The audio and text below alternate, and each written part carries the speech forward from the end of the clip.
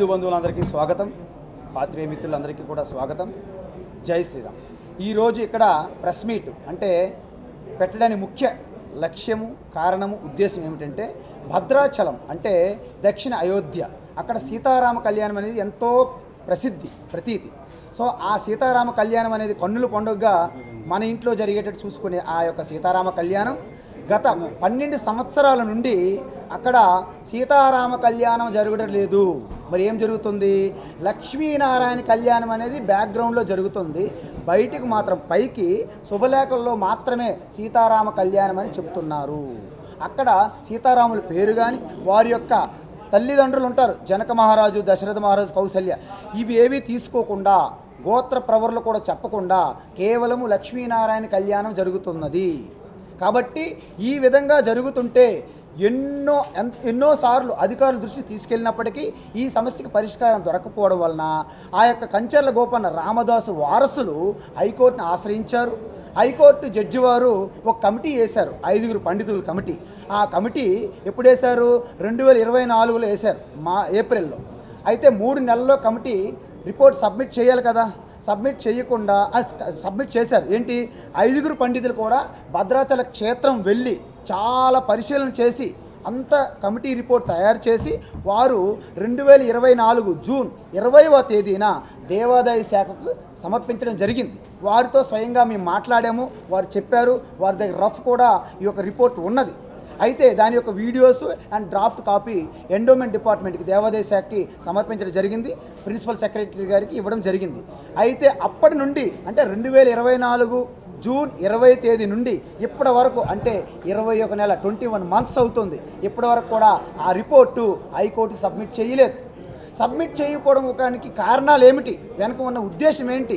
ఆ వెనుక ఉన్న అదృశ్య శక్తి ఏమిటి? ఎందుకు చేయట్లేదు? రామునికి ఇంత అపచారం జరుగుతున్నా ఎందుకు స్పందించట్లేదు? కాబట్టి ఇప్పటికైనా సరే ఈ ప్రెస్ మీట్ ద్వారా ప్రభుత్వానికి, ముఖ్యమంత్రి వర్యుల దృష్టికి కూడా వెళ్ళాలి. ఇమ్మీడియట్లీ దీని మీద యాక్షన్ తీసుకోవాలి, చర్యలు తీసుకోవాలి. వెంటనే దేవాదాయ శాఖ ఆ కమిటీ రిపోర్ట్ని హైకోర్టు సబ్మిట్ చేయాలి. ఎందుకంటే ఒకవేళ మాకు రిపోర్ట్ రాలేదని చెప్పొచ్చు, మేము డైరెక్ట్గా కమిటీలో ఉన్నటువంటి సభ్యులతో మాట్లాడాము, వారు మా దగ్గర రికార్డులు ఉన్నాయి. అదేవిధంగా అక్కడ జరుగుతున్న అపచారం, ఘోర అవమానం ఏమిటంటే శుభలేఖల్లో కూడా నిన్న కూడాను ముఖ్యమంత్రి గారిని ఇన్వైట్ చేసి ఆహ్వానించారు. అక్కడ కూడా రామచంద్ర స్వామిని చెప్పారు, అక్కడ కూడా సీతారామ కళ్యాణం అని చెప్పారు. కానీ భద్రాచలంలో యథార్థంగా రామనారాయణ పేరు మార్చారు. 2012లో రామచంద్ర స్వామి లేదు అక్కడ సీతారామ కళ్యాణం లేదు, అక్కడ లక్ష్మీనారాయణ కళ్యాణం జరుగుతుంది. ముందు రోజు లక్ష్మీనారాయణ కళ్యాణం చేసి మళ్ళీ మరుసటి రోజు రాముని పట్టాభిషేకం అంటే ఎంత హాస్యాస్పదం. కాబట్టి ఎప్పటికైనా సరే అక్కడ ఉన్న కళ్యాణ మండపంలో, పట్టాభిషేకం చేసే కళ్యాణ మండపంలో కూడా చెక్కారు. ఏం చెక్కారు? సీతారాములు, జనకుడు, దశరథుడు అన్నీ కూడా మీరు చూడవచ్చు. మీరందరూ పాత్రికేయ మిత్రులు, మీరందరూ చూడవచ్చు. కాబట్టి ఎప్పటికైనా సరే ఈ విధంగా లక్ష్మీనారాయణ కళ్యాణం చేస్తూ బయటికి సీతారామ కళ్యాణ మండపం, ఇది తప్పు, అపచారము, రామునికి ఘోర అవమానము. అదేవిధంగా అలాగైతే ఆ దేవాలయం పేరు కూడా మార్చాలి. ఇప్పుడు కూడా దేవాదాయ శాఖ యొక్క మొత్తం రిపోర్టులు అన్నింటిలో కూడా సీతారామచంద్రస్వామి దేవస్థానం అనే ఉన్నది. అది కంచర్ల గోపన్న దాశరథి కరుణాపయందని ఒక శతకం కూడా రాశారు. ఆ కీర్తనలో పద్యంలో స్పష్టత ఉన్నది. కాబట్టి మా యొక్క ముఖ్యమైన డిమాండ్ ఏంటంటే ఆ రిపోర్ట్ అనేది దేవాదాయ శాఖ వారు ఇమ్మీడియట్లీ మన హైకోర్టుకి అందించాలి. ఎందుకంటే హైకోర్టు జడ్జి ఈ మధ్యన 3 హీరింగ్లు అయినాయి. మార్చి 16, 17, 18న వారికి ఎప్పుడు కూడా ఈ రిపోర్ట్ అందించట్లేదు. మళ్ళీ 23 వాయిదా పడింది. కాబట్టి 23 వాయిదా పడింది. కాబట్టి ఆ రోజుకి ఎండోమెంట్ డిపార్ట్మెంట్ అంటే దేవాదాయ శాఖ ఈ యొక్క 5 కమిటీ యొక్క రిపోర్ట్ అనేది హైకోర్టు జడ్జి గారు సమర్పించాలని మేము ప్రార్థిస్తున్నాము, విన్నవించుకుంటున్నాము, మనవి చేస్తున్నాము. ఎందుకంటే ఇదేదో మన వ్యక్తిగత కార్యం కాదు, ఇది శ్రీరాముని కార్యము, సమస్త భారతీయుల యొక్క, హిందూ ధర్మం యొక్క, రామభక్తుల యొక్క కార్యక్రమము. కాబట్టి ఇక్కడ జరిగేది ఏంటి? లక్ష్మీనారాయణ కళ్యాణం, అది కూడా చెప్పట్లేదు. చూడండి, లక్ష్మీనారాయణ కళ్యాణం అని చెప్పి చేస్తే నో ప్రాబ్లం.